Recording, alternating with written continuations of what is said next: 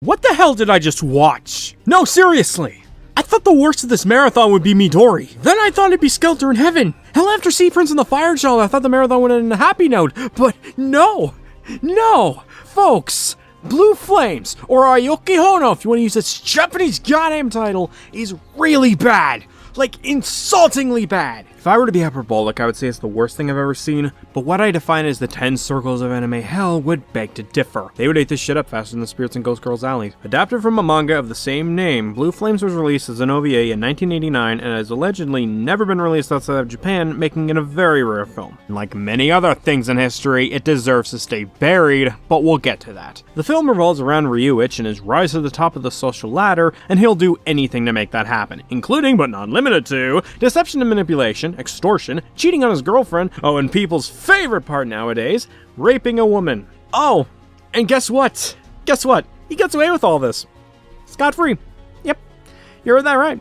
He's not killed or punished for these actions, and even when he does get his ass kicked, it was part of his plan, and he succeeded in that too. Yeah, that idea of a perfect character with pretty much no flaws doesn't sound insulting to any writer worth their salt or anything at all. Actually, well, on that topic, remember how Midori was rejected because of that violent/sexual content I mentioned in said review? Well, see, this was approved and created by a studio. Yep. Nippon Animation approved of this. I would love to see how that meeting went. Can I make a violent horror movie about a girl in circus getting abused/sexually violated by circus freaks? Get the hell out of my office! Who's next? Can I make a movie where a near-perfect character gets everything he wants with no struggles or tension, gets away with terrible stuff, and rapes the streets women like shit? Oh yeah, let's do it! Seriously though, Ryuichi is a terrible main character. Ignoring the terrible actions for a moment, his personality is unlikable, his chemistry with other characters is terrible at best. Hell, even when he's talking to his girlfriends or family, his interactions don't feel all that different from any random schmo he encounters in the movie. He has little to any struggle in this movie, and the only struggle lasts less than 5 minutes, and there's all a little effort on his part, making his end goal not feel all that special or rewarding as a result, and it feels like whenever they expand on his character, the stuff they add isn't stuff that makes him interesting as a character, but rather stuff that the writer is giving him to accomplish what's coming up next in the story. Take, for instance, the scene where Ryuichi reveals to Kiryoka, the guy who beat him up earlier, that he was holding back in the last fight and was just always strong enough to win fights, but doesn't want to waste time and instead uses money first. Now, in previous scenes,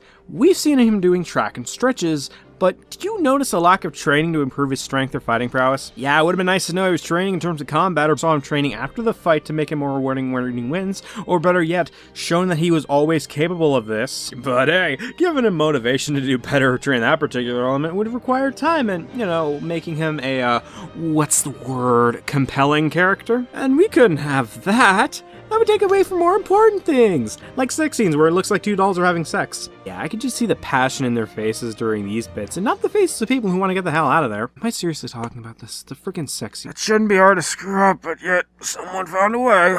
Not like the other characters are all that interesting either. Legit, if you told me that most of the characters in this world were either dolls or figments of Ryuichi's imagination, I would believe you, because there's nothing about these characters in terms of personality, dialogue, or even chemistry that makes them interesting or even good characters. They're incredibly flat, and when bad stuff happened to them, the impact on me as a viewer was small because, well, why should I care about these characters when this film has given me little to any reason to care about them, especially when Ryuichi knocks them down with little effort anyways. Speaking of knocking down, here's a scene of the grandfather of Ryuichi's first girl in this movie slapping her in the face after she reveals she slept with him. Yeah, I can see why this person's in charge of a company. Nice to meet you. Are you the thief? Also, stay away from my granddaughter. I can't promise that. You have made a very calm and convincing response. Okay, I'll leave her alone. Perfect. Now if you excuse me, I'm off to go yell at a teenager and call them a dong slumper for good measure. Same applies to the character Ryuichi pretty much rapes near the end of the movie. And that is not a good thing, because your audience/viewers deserve something with more effort put into it than this. Especially for a movie that they're paying their hard-earned money for in the first goddamn place. So, we have a poor execution of its main character, story. Is there anything else about this film that fails miserably? Well, yes! The animation looks a bit choppy at points, and even the background/lighting look worse than films released in the same year, and it also has lip flaps like this. And I think I'm done here. There's literally nothing else about this movie to talk about. It's that unimpressive and boring. Not even the music is all that great to listen to. Everything about it just sucks, and it's so boring. It's 47 minutes, and yet it felt like it went on for hours. Nothing worked in this movie, and it felt like it barely even tried. Everyone who worked on this movie was wasted heavily here, and while it's good they've moved on to better things, I mean the director of this was the director for Do You Remember Love, which was decent, it's still disappointing that they agreed to do this garbage in the first place. Hell, the fact this was approved in the 80s is very laughable given how shoddy and poorly handled it and the source material was. With every other film in this marathon, there was at least something even small that I could praise about it. Midori had the breakdown scene near the end, Skeletor in Heaven had the subpar animation, I know it's not much of an accomplishment, but still. Even Sea Prince and the Fire Child had good looking animation for the time. But this has nothing going for it, not even on a subpar level. It's an insult to those who write characters, an insult to those who make music, an insult to those who animate, and it's an insult to those who watch movies. It's a film that doesn't work for anyone, and it deserves to stay a rare film because it's like that Egyptian sarcophagus they found in July and opening that up. All you're gonna find is disappointment and a rotten goddamn smell. So that concludes this marathon. Thank you all for watching, and next time we meet, I'll be kicking off the Viewers Request Marathon. So if you have any requests, comment down below, and depending on how many I get, I may tackle all of them by the time it's done. If not, then I'll simply hold another one in the future, or do them during the off time when there's not a lot I can think of covering. So yeah, I await your comments, and I'll see you next time. Oh, how did he escape?